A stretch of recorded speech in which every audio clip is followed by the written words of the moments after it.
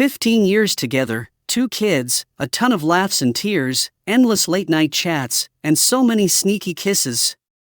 But now, it felt like I was just watching my own marriage from the sidelines, with the echoes of a betrayal as deep as my first high school crush. It all began with something small. A wrong call, her cell buzzing in my pocket. I hear this warm, familiar voice, smooth as silk but stinging like a bee. "Just left your place, Angel. Wish you were here." My gut twisted, and I felt all the color drain from my face. "Angel?" I muttered to myself. The woman I married, the one who used to laugh about our secret library kisses, and promised only to have my name in her heart, was now someone else's angel?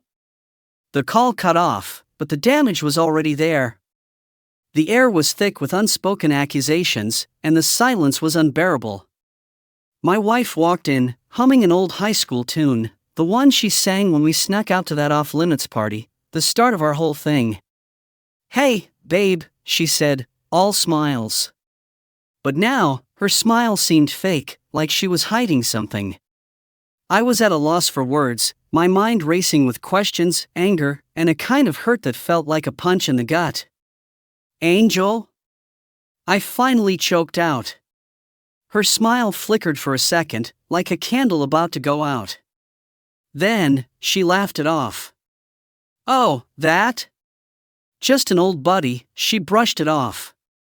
But I could tell, the lie in her eyes, the shake in her hands.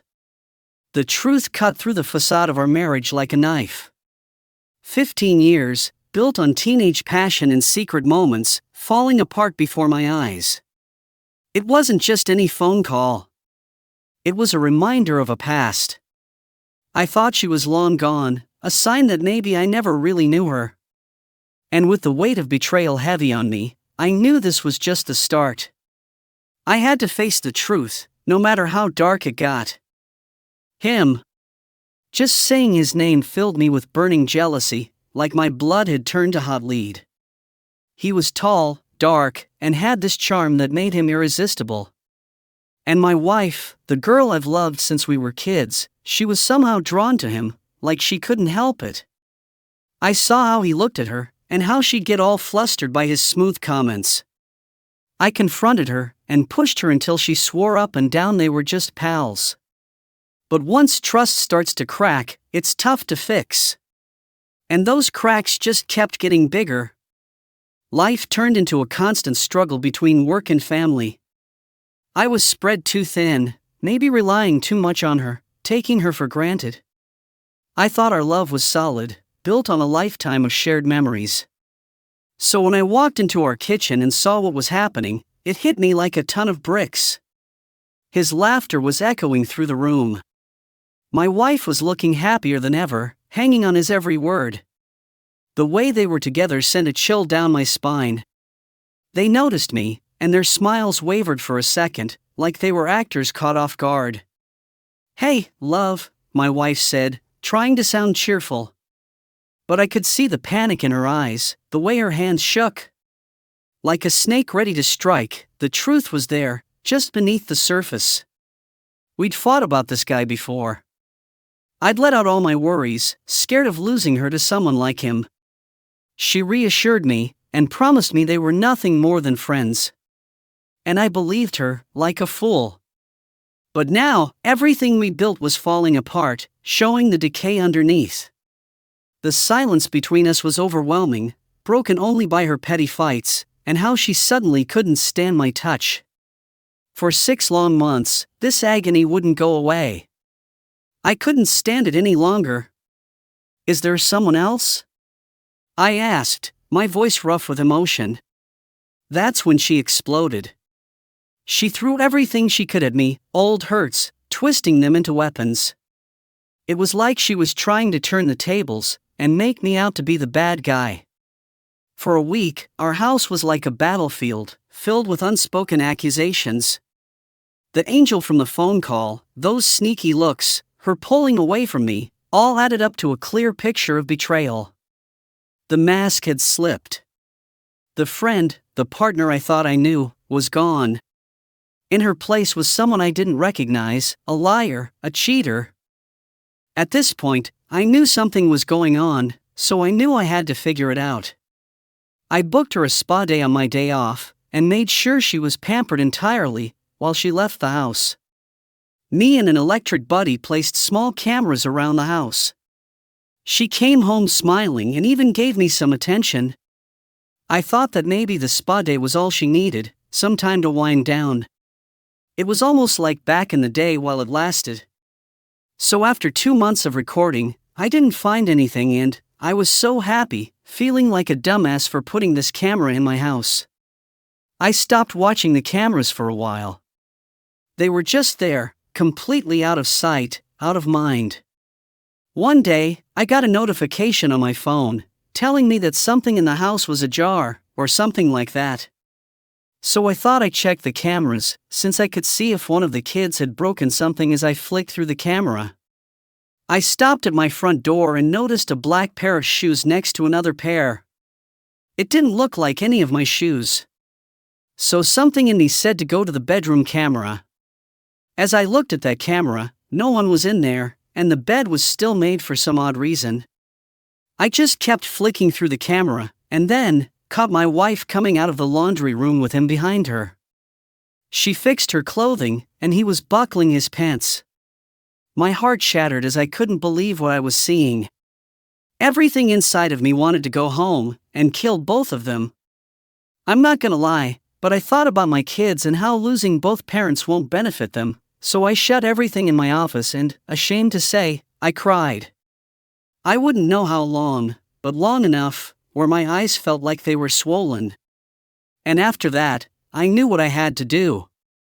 So, as I was heading home, I tried to compose myself for this argument that I knew was coming. I called a family friend and asked if the kids could stay over for a while so we could talk. They agreed, and as I arrived home, my wife was cooking, and I could still smell that food like a prisoner's last meal. As I sat down, it was silence as I looked at her. I pulled out my phone and showed her the video of her and him coming out of the laundry room, and all I said was, "Why?" At first, she tried to lie even with video evidence. Still, after pursuing it, she finally broke and told me that she and him had been sleeping together for the last 3 years, while we were married. And she could be pregnant with his child too. And that she was sorry. I had to find out like this. But since it was all out, she wanted a divorce. The shock of what I found in the laundry room hit me hard, a mix of betrayal and disbelief running through me. In my lowest moment, I turned to an old friend, someone who'd been there through thick and thin. As I spilled out my heartbreak, he listened, his face tense, and his hands clenched in anger. After I finished, we sat in a heavy silence that said more than words ever could.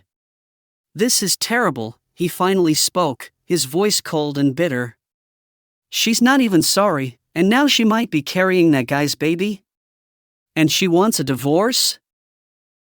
It's unforgivable." His words stirred up a storm inside me, a whirlwind of anger and pain. "She's been doing this in your own home for 3 years. Can you believe it?" I felt a knot in my stomach, his words echoing my worst fears. "You should get a DNA test for your kids, immediately," he said, his eyes filled with concern and anger. "You need to be sure they're yours. You can't let this deception go any further." That suggestion hit me like a ton of bricks. Doubt, another painful feeling, added to my misery. "And you should tell that guy's wife everything. Expose him. Tell everyone what he's done. Go all out, man.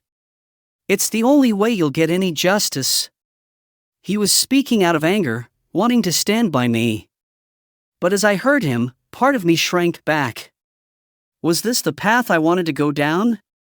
Revenge, spilling secrets? It was tempting, calling to my hurt and sense of betrayal.